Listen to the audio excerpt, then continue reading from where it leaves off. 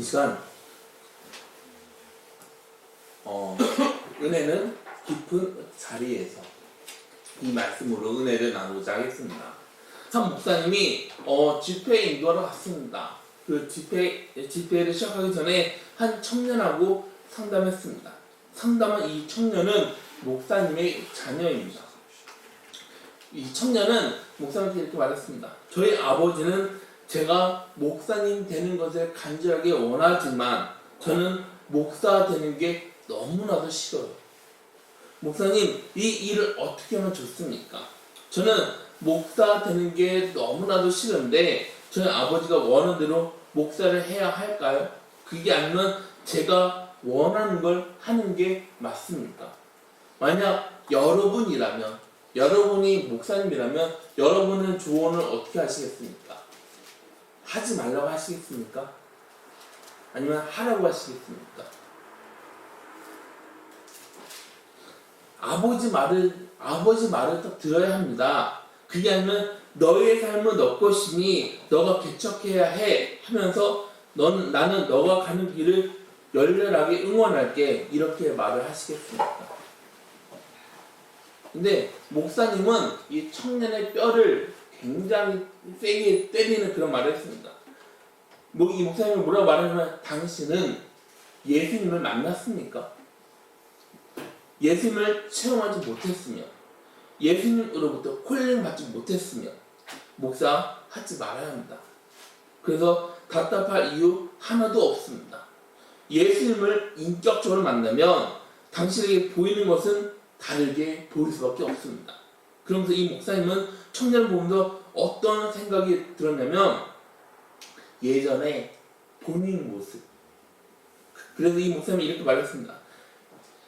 제 팔자는 목사야. 그래서 목사가 되었습니다. 부모님이 정해서 성격이 온순해서 거절할 용기가 하나도 없었습니다. 그런데 이 목사님은 예수님에 대해서 인격적으로 몰랐다고 합니다. 만약 이 목사님이 청년이었을 때 제 삶은 제 겁니다.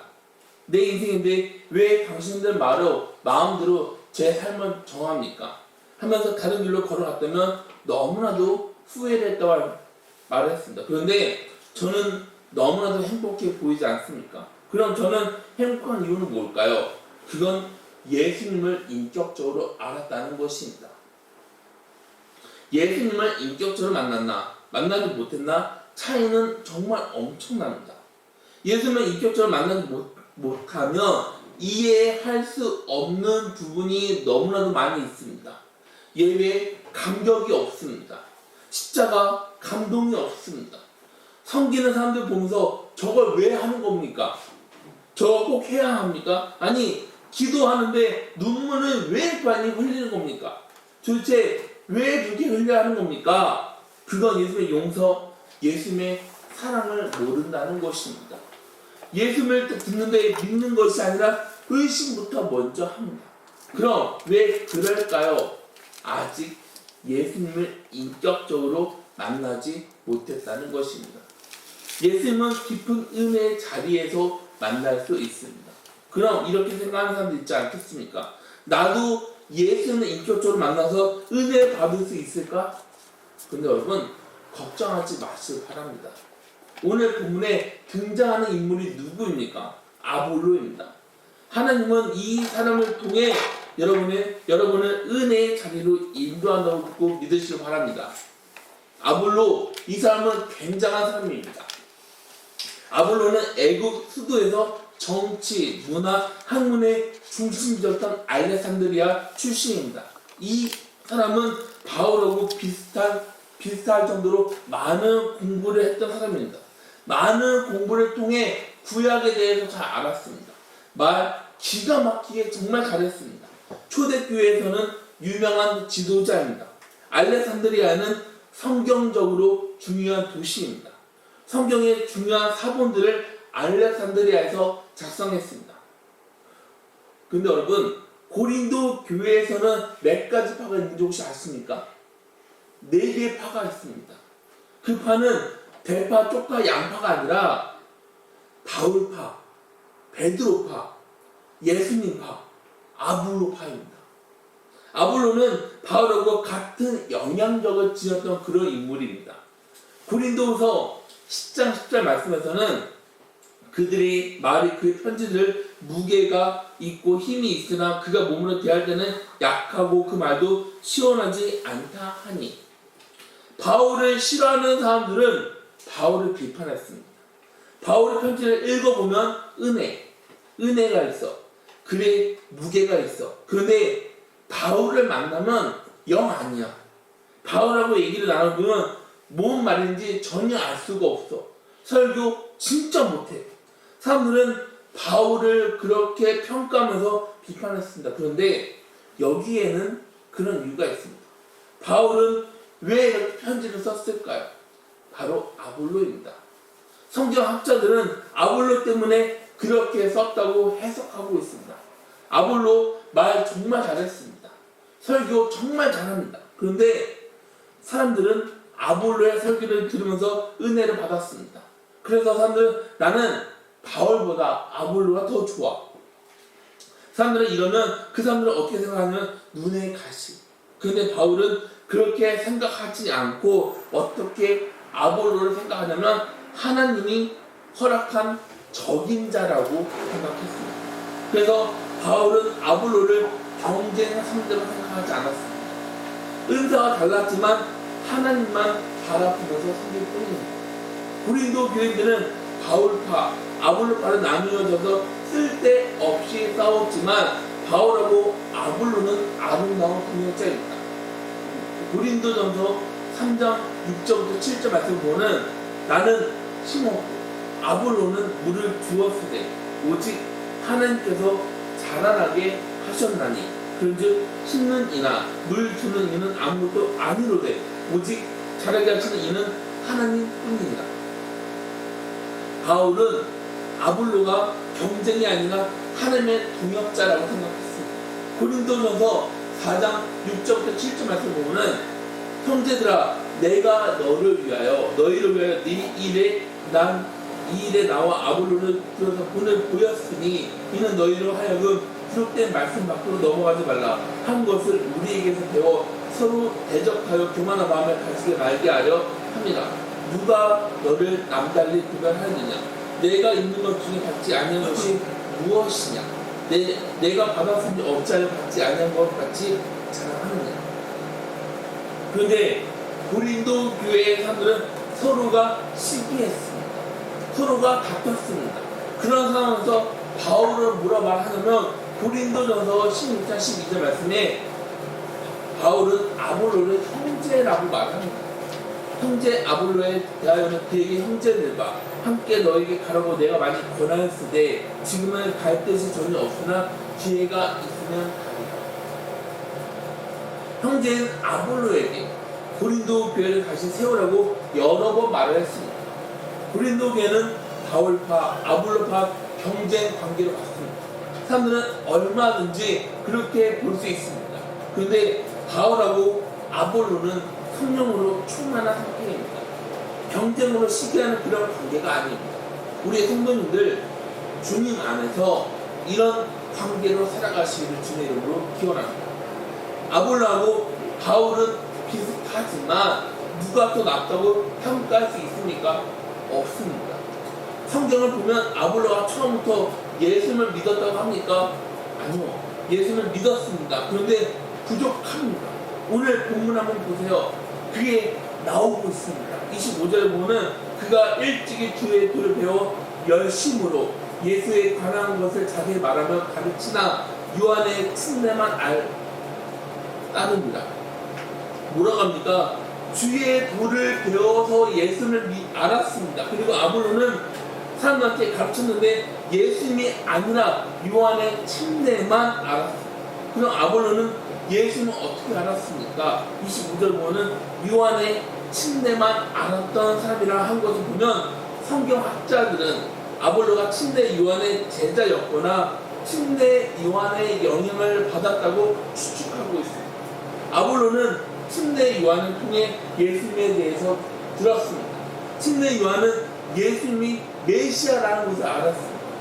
당신이 메시아입니까? 전 아닙니다. 저는 그분의 신발끈 베풀 자격이 없습니다.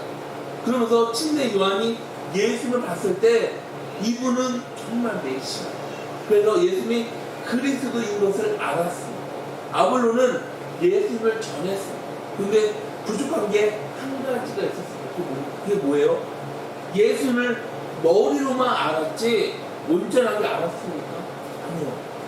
그렇게 전했는데 하루는 브리스길라 부부가 아볼로의 설교를 들었습니다. 아볼로는 예수님을 전했지만 2% 부족하다는 것을 알았습니다. 예수님을 전했는데 뭔가가 정확하지 않았습니다. 그렇게 전하고 아볼로하고 브리스길라는 아볼로를 초대해서 교제를 나누는데 아볼로에게 하나님의 정확한 복음을 풀어서 설명했습니다. 그럼 아볼로는 예수를 믿었는데 빠진 게 뭘까요? 아볼로 부부는 아볼로한테 뭘 설명했을까요? 바로 성령입니다. 아볼로는 예수님을 알았는데 성령에 대해서 몰랐습니다. 성령의 침례를 몰랐습니다. 사도행전 19장 보면 비슷한 상황이 등장하는 것을 볼 수가 있습니다. 바울이 3차 전도 여행에서 에베소로 갑니다. 가서 예수를 믿는 사람들 만납니다. 얼마나 반갑던지, 반가워, 우리한테 말씀을 전해 주실 거죠? 근데 바울은 그 사람한테 뭔가가 빠져 있다는 것을 알았습니다. 그래서 뭐라고 합니까? 너희가 믿을 때 성령을 받았냐? 그래서 그 사람들은 아니요, 우리는 성령을 모릅니다. 요한의 침례, 회개 침례에 대해서 말합니다. 침례 요한은 하나님의 심판이 다가온다고 말합니다. 그리고 사람한테 뭘 하라고 합니까?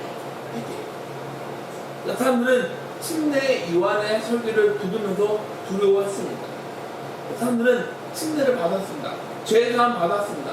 요한의 침례를 통해 죄 깨달았습니다. 물론 죄 깨닫는 것 중요합니다. 근데 이것보다 중요한 게 있습니다. 그게 뭘까요? 바로 회개인 것입니다. 예수를 믿었다는 것은 회개를 통해 죄 용서를 받았다는 것입니다. 그럼 회개하면 예수를 온전하게 믿는 겁니까? 아닙니다. 예수를 믿는다, 이게 뭡니까? 내 죄를 깨달았습니다. 내 죄 용서 받았습니다. 성령 받았습니다. 성령을 받으면 새로운 삶을 살아가게 됩니다. 성령의 침례 받아야 한다고 누가 말합니까? 바로 침례 요한이 말합니다. 누가복음 3장 16절에서 보면 요한이 모든 사람에게 대답하여 이르되 나는 물로 너에게 침례를 베풀거니와 나보다 능력이 많으신 이가 오시다니 나는 그의 신발끈을 풀기도 감당하지 못하겠노라. 그는 성령과 불로 너에게 침례를 베푸실 것이다. 이게 어떤 말입니까? 예수님을 믿으면 끝이 나는 겁니까? 아니요. 그럼 뭘 받아야 하는 겁니까? 바로 성령을 받아야 하는 것입니다. 성령의 불로 침례를 받아야 하는 것입니다. 그걸 말하는 사람이 누구입니까? 바로 베드로가 그렇게 말합니다. 사도행전 2장 38절 말씀 보면 베드로가 이르되 너희가 회개하여 각각 예수 그리스도 이름으로 침례를 받고 죄 사함을 받으라. 그리하면 성령의 선물을 받으리니. 네, 맞습니다. 지금도 아볼로처럼 요한의 침례만 알고 있었지 성령의 역사를 모르는 사람들이 얼마나 많이 있습니까? 바로 제가 그랬습니다. 저도 성령에 대해서는 몰랐습니다. 모르는 상태로 예수를 전했습니다. 그런데 그렇게 할 때마다 제 안에는 답답함이 있었습니다. 뭔가 2%가 부족했었습니다. 저는 예수를 믿는다고 생각했었는데 그게 아니었습니다. 성령을 받지 못하면 예수를 정말 믿을까요? 아닙니다. 성령의 선물을 받으면 예수님 믿는 삶이 시작됩니다. 이때 브리스길라하고 아굴라 부부가 아볼로한테 뭘 알려줍니까? 바로 성령의 침례에 대해서 말합니다. 그때 아볼로는 성령의 침례를 받았습니다. 그래서 28절에 뭐라 말합니까? 이는 성경으로서 예수는 그리스도라고 증언하여 공중 앞에서 힘있게 유대인의 말을 이기리라. 아볼로는 성경을 알았습니다.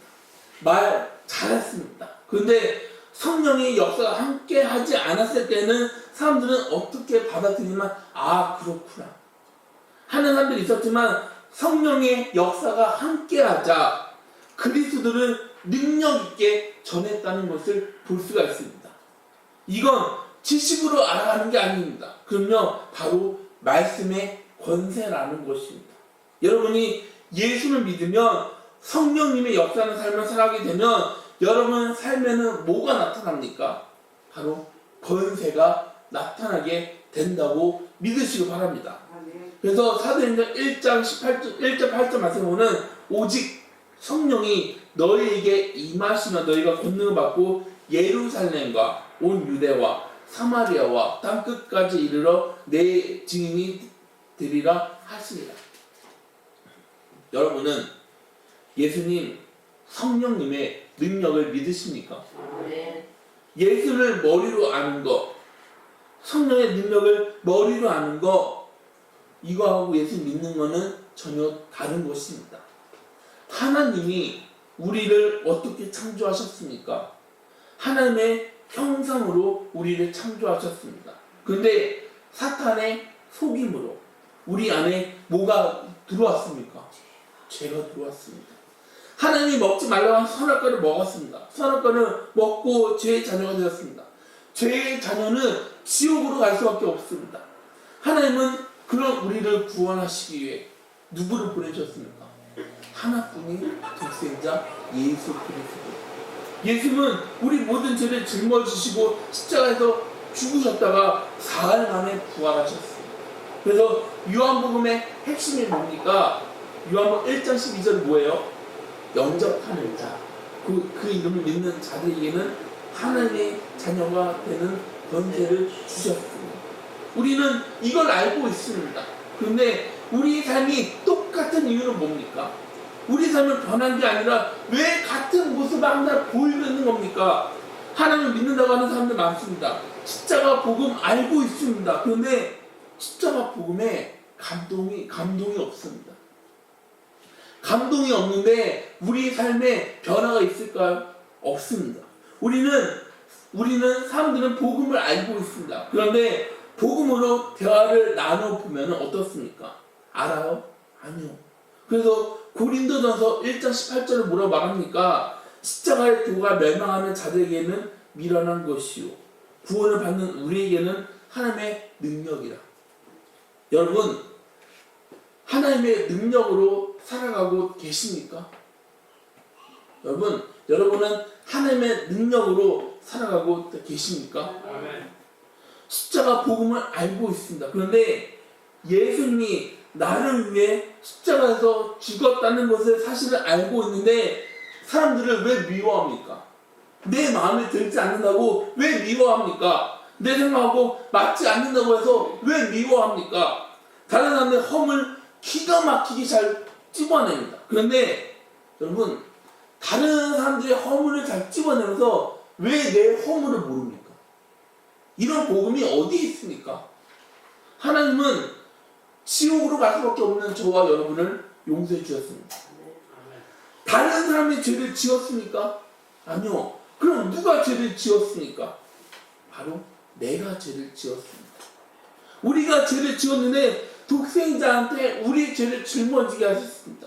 그 은혜를 믿으면 다른 사람의 허물이 아니라 내 허물이 크게 보이는 게 맞지 않습니까? 하나님이 하나뿐인 독생자를 아끼지 않고 보내주셨습니다. 이건 누구보다 나를 사랑한다는 것입니다. 그게 복음이지 않습니까? 복음을 믿는다고 하면서 왜 이렇게 두려워하면서 걱정이 많습니까? 내 눈에 보이는 대로 사람들을 왜 판단합니까?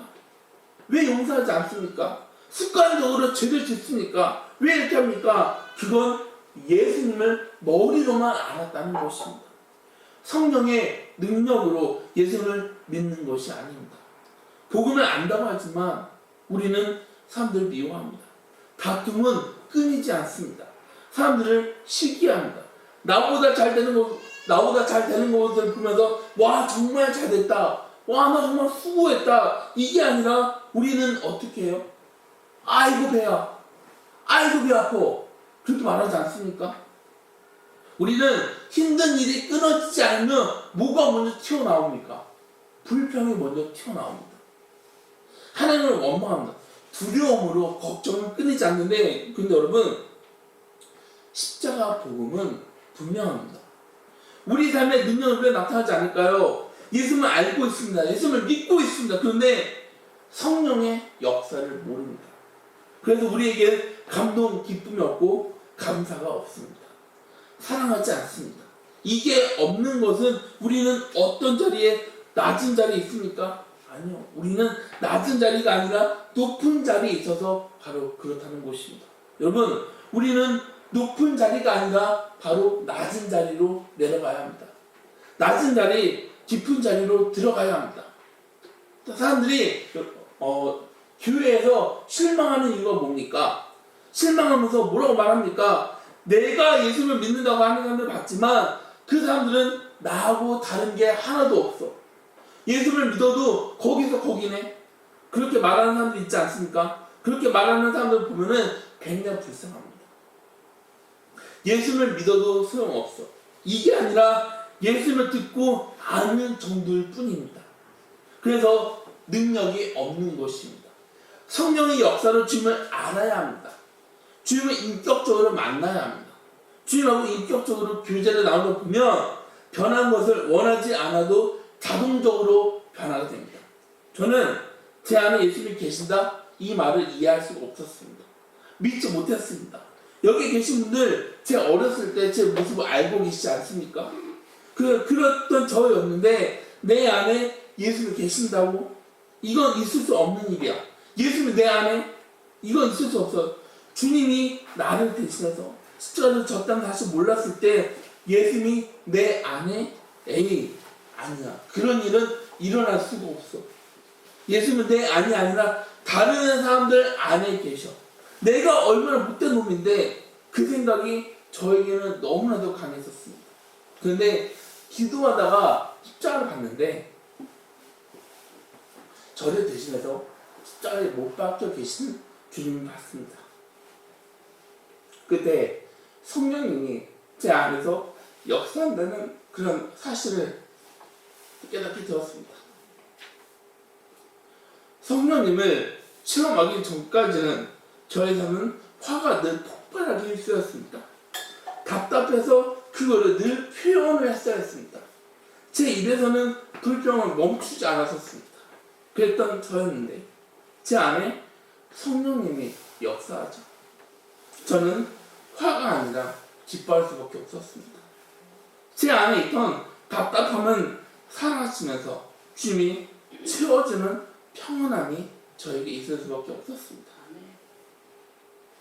저한테 제가 늘 표시했던 화는 없어졌습니다. 제 입에서는 습관적으로 튀어나왔던 불평, 감사가 바뀌었습니다. 여러분, 성령님이 역사하시면 달라진다는 사실을 믿으십니까? 네. 말씀은 살아있습니다. 말씀은 진리입니다. 제자들 한번 보세요. 제자들도 성령 받기 전까지 예수님을 들었는데 이게 도대체 뭔 소리야? 그게 어떻게 가능해? 예수님의 말씀을 들었는데 이해할 수 없었는데 성령 받은 다음에는 예수님이 왜 그렇게 말했는지 그제서야 알게 되었습니다. 예수님이 내 안에 계시다는 사실을 그래서 예수님만 생각하면 눈물은 거쳐볼 수가 없었어요. 우리는 예수님 하나님을 믿는다고 하는데 왜 이렇게 우리 안을 답답할까요? 왜 우리 마음은 정말 답답할까요? 왜 두려울까요? 왜 불안할까요? 그건 예수님을 성령으로 체험하지 못했다는 것입니다. 그럼 성령 충만은 어떻게 하나 받을 수 있을까요? 겸손에 져야 합니다. 아볼로는 학자입니다. 철학자입니다. 운명가입니다. 아볼로는 성령을 체험했던 것이 아니라 지식을 통해 예수님을 알았습니다. 아볼로하고 브리스기라는 공개적으로 아볼로를 지적한 것이 아니라 지적하지 않았습니다. 그런데 아볼로는 아굴라 브리스기한테 하나님의 불을 부었습니다. 아볼로는 본인한테 부족한 점을 느꼈습니다. 부족한 점을 느끼고 아굴라 브리스기한테 성령에 대해서 들었습니다. 이게 바로 겸손이지 않습니까? 만약 아볼로한테 이런 겸손이 없었다면 성령에 대해서 들으려고 했었을까요? 아니요. 듣지 않으려고 하지 않았겠습니까? 근데 아굴라 프리스길한테 성령에 대해서 들었습니다. 성령에 대해서 들었는데 성령의 능력으로 완전하게 바뀌게 되었습니다. 오늘 이 시간 우리는 하나님 앞으로 나아가서 정직하게 겸손하게 하나님의 도움을 구하시기 바랍니다. 그럼 우리는 어떤 도움을 구해야 할까요? 바로 우리 영적 상태의 도움을 구해야 하는 것입니다. 여러분이 하나님 앞에 나가서 구하면 하나님은 여러분을 놀라운 은혜의 자리로 인도한다는 사실을 여러분 믿으시기 바랍니다. 근데 어떤 분들은 이렇게 생각합니다. 나는 배우지 않아도 돼. 나는 배우지 않아도 되는데 나한테 배우려고 하네. 그러면서 기분 나빠서 배우려고 하지 않으려고 하는 사람들이 있어요. 나 그거 다 알고 있는데 도대체 나한테 뭘 더 배우려고 하는 거야. 이렇게 생각하면 하나님은 여러분을 도와줄 수 있습니다. 여러분이 겸손하게 하나님의 말씀을 받아들여야 하나님도 여러분을 도와줄 수 있는 것입니다. 여러분 혹시 우리나라 배우 중에 정운택이라는 배우를 아십니까? 이 정운택이라는 배우는 굉장히 코믹 배우입니다. 우리나라 부사불체라는 영화에서 주연은 아니었지만 조연이었습니다. 그런데 이 배우는 선교사로 살아가고 있어요. 정운택 선교사는 2015년 9월에 하나님을 만났습니다. 하나님을 만날 때 정운택 선교사의 삶은 말할 수 없을 정도로 극심한 어둠의 시기를 보내고 있었습니다. 이 어둠의 시기를 보내면서 자살을 결심했다고 했었습니다. 그렇게 자살하려고 하는데 한 2, 3초 생명이 비치신 주님께서 저를 찾아와 주셨습니다. 주님으로 인해 저는 새로운 생명으로 태어난 정운택이 되었습니다. 사람들은 연예인이 왜 이렇게 데려갑니까? 연예인이 데려가는 이유는 뭡니까? 인기, 사람한테 관심. 연예인은 성공이라고 생각합니다. 출세라고 생각합니다. 그런데 그런 자리인데 마지막을 생각하는 사람들은 왜 이렇게 많을까?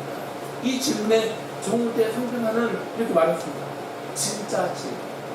생명의 소식을 듣지 못하고 거절하면서 본인이 주인으로 살아갑니다. 욕망이나 야망에 잡혀 작은 독감배를 타고 바다 위에서 방향을 잡지 못하고 바닷물로 여기저기로 왔다 갔다 하면서 배는 부서지고 맙니다. 바로 제가 그렇게 했습니다. 주님을 만나기 전에는 한 번뿐인 삶에 내 왕국을 세우려고 했습니다. 나라는 존재가 천년의 영광을 누리려고 했습니다. 그랬던 저였는데 저의 삶이 바닥일 때 독담으로 바다를 건너갈 수가 없었습니다. 그런 제가 예수님을 만났습니다. 예수님을 알게 되었습니다. 예수님이 바다라는 사실을 알게 되었습니다. 그런데 저에게는 연예인으로 스타로 가장 꼭대기에서 왕이 되려고 욕심이 있었습니다. 이 세상에서 가장 높은 바벨탑 꼭대기에 올라가도 만족하는 게 아닙니다. 모든 스타는 시간이 지나면 지날수록 그 자리에서 내려오게 되었습니다. 그런데 올라가지 못한 사람은 올라가지 못한 대로 그 안에 상처가 있습니다. 정상에 있는 사람은 그 자리를 억지로 유지하다가 마음에 뭐가 생기냐면 병이 생깁니다. 겉으로 보면 웃고 있습니다. 변하지 않으려고 내려오지 않으려고 몸부림을 치지만 그 사람 안에는 병으로 상처가 썩어지고 있습니다. 회치랑 무덤이 그렇게 살아다 보면 꼭대기에 올라간 사람하고 올라가지 못한 사람은 밥이 되어서 벼랑 끝에 서 있습니다. 그런데 많은 크리스찬, 청소년들이 바로 그걸 바랍니다. 영원한 생명이 아니라 생명의 빛을 주님하고 즐거움을 누리면서 예배를 드려야 하는데 믿음이 좋다고 하는 사람들도 연예계로 들어가면 주님이 아니라 인기에 초점을 맞춰버리게 됩니다. 사람들은 이 세상에서 보좌에 올라가려고 합니다. 저에게 상담하러 오는 아이들에게 저는 그걸 말하는 것이 아니라 바로 이걸 말합니다. 예수님을 만나야 합니다. 예수님의 생명을 의지하면서 예수님의 생명을 소유해야 합니다. 그래야 우는 사자한테 먹히지 않습니다. 그러면서 정성대사는 이렇게 말했습니다. 자녀들을 연예인시키려고 오시는 부모님들이 있습니다. 하나님은 저의 삶을 꼭대기에 올라가게 했었습니다. 바닥치게 했었습니다. 그런 제가 몸으로 부딪힐 때 저는 그제서야 복음을 깨닫게 되었습니다. 실제로 그렇게 외쳤는데 정호태 선교사 자녀는 우는 사자, 사탄한테 먹잇감이 되지 않게 하려고 빛과 소금의 역할을 감당할 수 있도록 자녀들에게 예수를 가르치다고 합니다. 자녀들에게 예수를 먹인다고 합니다. 예수의 생명을 소유해야 합니다. 주님이 언제 어떻게 우리를 부를지 아무도 모릅니다. 그런데 주님은 우리가 우는 사자한테 먹히지 않도록 내버려두지 않습니다. 그렇다고 해서 우리는 끝까지 안심하면 안 됩니다. 가장 급한 건 연예인이 아니라 바로 예수님의 생명이라는 것입니다. 그 생명으로 내 자녀가 하나님하고 1대1로 주님 앞에 서야 합니다. 그러면서 정선교사는 주님을 만났을 때 이렇게 말합니다. 주님을 처음 만나고 제 외적인 부분은 십자가 앞에 내려놓기가 너무나도 싫었습니다. 내려놓는 게 너무나도 힘들어서 몸부림을 치는 날들이 더 많아질 수밖에 없었습니다. 그러다가 부활한 예수님 인격적으로 만났습니다. 그분이 저를 보여주는데 내 작은 부분을 수리하는 것이 아니라 나라는 존재가 죄인이라는 사실을 깨닫게 해주었습니다. 제가 죄인이라는 사실을 깨닫고 저는 조금씩 꺾여가면서 변하기 시작했습니다. 그런데 저는 저라는 존재가 유일한 낙이었습니다. 저라는 존재가 희망이었습니다. 저를 의지하면서 버텼습니다. 그런데 제가 버틸수록 너무나도 힘이 들었습니다. 그러면서 집회에서 연예인 얘기, 이 세상의 달콤한 얘기, 눈물, 콧물이 나는 감동적인 이야기를 하면 집회 끝나고 눈물, 콧물 흘리면서 은혜 받았다고 합니다. 그런데 그들의 삶은 바뀌지 않습니다. 저는 은혜로 주님의 종인 성자가 되었습니다. 그러면서 저 사람들도 나처럼 살려면 예수 그리스도 십자가 보혈이 아니면 아무리 눈물, 콧물을 쥐어짜도 사람들을 살릴 수 없습니다. 주님밖에 없습니다. 하나님밖에 없습니다. 그렇게 간증할 때 성령님이 그 사람들 영혼에 들어가서 그 안을 바꿉니다. 그래서 예수님을 저희는 다른 것을 이야기할 수가 없습니다. 정성교사는 저는 연예인을 찾아가고 다문화 가정 소외된 아이들, 크리스찬들, 실족된 분들을 찾아갈 때가 있습니다. 주님한테 기도하고 금식하면서 물으면 늘 한결같습니다. 주님은 저에게 십자가 복음만 전하라고 하십니다. 제가 만난 복음을 전하는데 사람들은 저한테 이렇게 말합니다. 너는 너무 세고 강해. 저는 사람들의 말을 신경 쓰지 않고 복음만 전합니다. 저는 전할 뿐이지 그대의 마음을 울리는 것은 성령님께서 하십니다. 진리는 정확하게 전해야 합니다. 살아계신 하나님의 복음을 전하면 성령님이 그들을 주님 앞으로 인도하십니다. 그러면서 정성교사가 생각하는 현장은 극단적입니다. 어떻게 보면 영적으로 최전방이라고 합니다. 주님이 저를 혹독하게 훈련시켜줍니다. 질풍노도 시기에 청소년들 만났는데 저라는 존재가 살아있으면 저는 주님이 저에게 맡겨주신 사역을 감당할 수가 없습니다. 저는 제가 깨달은 것은 내 사람이 십자가에서 처리된 만큼 내 안에 예수님의 생명으로 가득합니다. 이 생명이 가득한 만큼 예수님을 사랑하게 됩니다. 하나님하고 사랑하는 관계가 됩니다. 그 십자가 사랑이 내 안에 풍성해집니다. 이 사랑이 나를 인도해서 사역하는 곳에 세워졌습니다. 십자가에서 우리를 사랑하는 예수님의 사랑, 그 보혈이 모든 것을 사랑으로 덮어주셨습니다. 내 감정으로 사랑하는 게 아닙니다. 예수님의 십자가 사랑인 것입니다. 우리가 알아야 하는 것은 우리는 십자가에서 죽어야 합니다. 정성교사는 연예인들 만나는 술자리, 유흥자리에 나갈 때가 많다고 합니다. 정성교사는 그 자리에서 눈치만 바라보고 있습니다. 하나님을 어떻게 만났냐? 그 질문에 답을 해야 하는데 이 세상 사람들은 그걸 물어보는 것이 아니라 믿는 사람들을 무시합니다. 이렇게 하는 이유는 본인들의 정체가 드러나서 그렇게 한다고 합니다. 나도 처음에 너처럼 뜨거웠어. 그런데 먹고 살아야 하니 적당히 해. 적당히 해도 괜찮아. 근데 중요한 건 삶의 변화 끝에 서면 저를 생각한다고 합니다. 저는 사람들이 무시한 것을 다 받아줬습니다. 그랬는데 극단적으로 선택하기 전에 나를 마지막으로 만나겠다고 연락이 와서 찾아갔습니다. 사람들은 이런 제 습관에 넘어지는데 어떻게 해야 하냐 저한테 물으면 저는 하나님한테 돌아오면 된다고 말합니다. 이렇게 말하는 저 역시 쫄딱 망했었습니다. 정신을 차렸는데 저에게는 지금 너무 많아졌습니다. 저는 남양주 폐가에 짐을 다 옮겼었습니다. 그렇게 옮겼는데 누워서 잘 공간이 없어서 1년 7개월 동안 눈물로 세월을 보낼 수밖에 없었습니다. 새벽 1시에 걸레를 빨았을 때 제 상황은 너무나도 무서웠습니다. 외로워서 눈물로 통곡하면서 울었습니다. 하나님은 그런 저한테 뭐라고 했냐면 울지 마라. 내가 너와 함께 한다. 이렇게 말하는데 제 가슴은 터질 것만 같았습니다. 그때 제 안에 계신 주님만을 생각하면서 다짐했습니다. 주님이 부르는 그날까지 이 땅에서 두 번 다시 이런 상황을 만들지 않겠습니다. 이제 저에게는 예수밖에 없습니다. 이렇게 다짐했다고 합니다.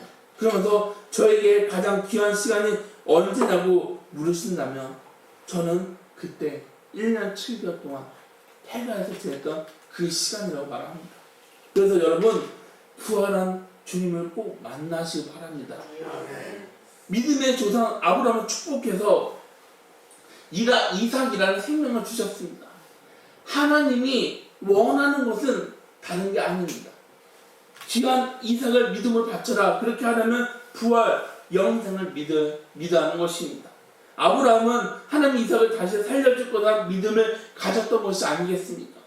부활한 예수님을 만난 사람들은 죽음을 두려워하지 않습니다. 마귀가 아무리 속여도 우리는 가야 하는 곳이 있습니다.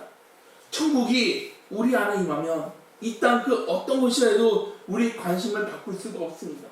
우리 눈을 돌릴 수가 없습니다. 정성교사는 이렇게 말합니다. 저는 하나님을 누구보다 뜨겁게 만났다고 생각했습니다. 저는 결혼해서 가정이 저에게 생겼습니다. 그런데 저는 싸우는 날이 많아졌습니다. 몇십 년 동안 각자 살았던 사람들의 가치관이 하나가 되려고 하니 부딪힐 수밖에 없었습니다. 계속되는 부딪힘으로 힘들었습니다. 고통스러웠습니다. 그런데 하루는 하나님이 저라는 존재를 보여주셨습니다. 하나님 저를 보여주는데 저라는 자아는 죽은 것이 아니라 시퍼렇게 살아있었습니다.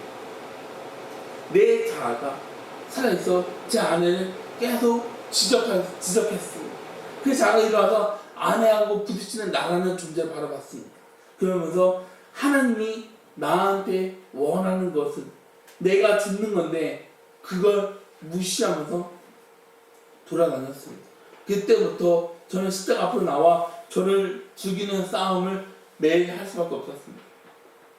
그 싸움을 하는데 아내도 제가 바라보는 십자가를 바라봤습니다.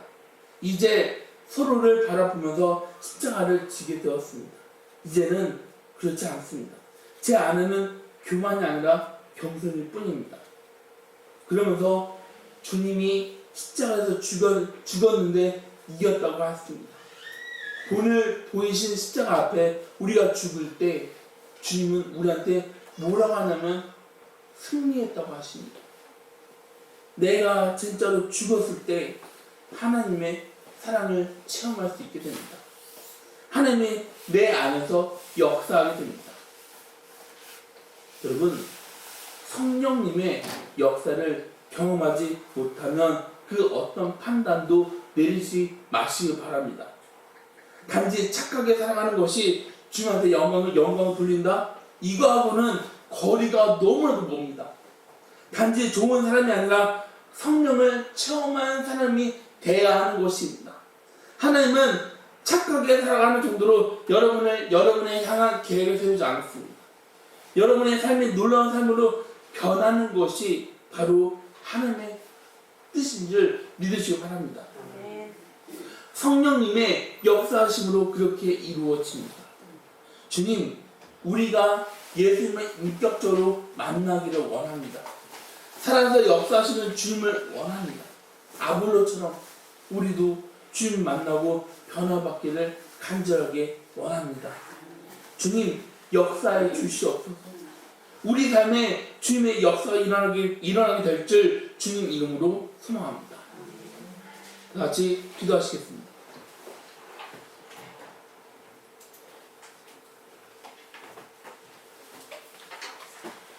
사랑의 말씀 주님, 아버지, 우리 삶을 주님께서 주관하여 주실 줄 믿습니다.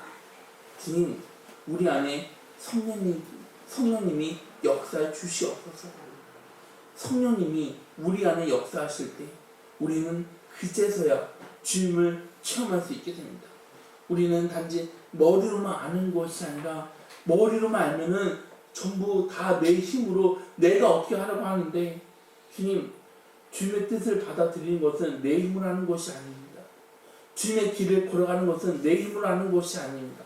우리가 은혜의 자리로 내려가는 것은 내 힘으로 하는 게 아닙니다. 주님, 성령님의 역사가 우리한테 임할 때, 우리가 하나님 인격적으로 체험할 때, 그제서야 우리는 하나님의 깊은 사랑을 알게 됩니다. 성령님의 인도하심 받게 됩니다. 그러면서 우리 삶에는 권세가 나타나게 될 줄 믿습니다. 아버지, 우리 삶을 주님께서 인도하여 주시옵소서. 예수님 이름으로 기도드렸습니다. 아멘. 다 같이 함께 일어나서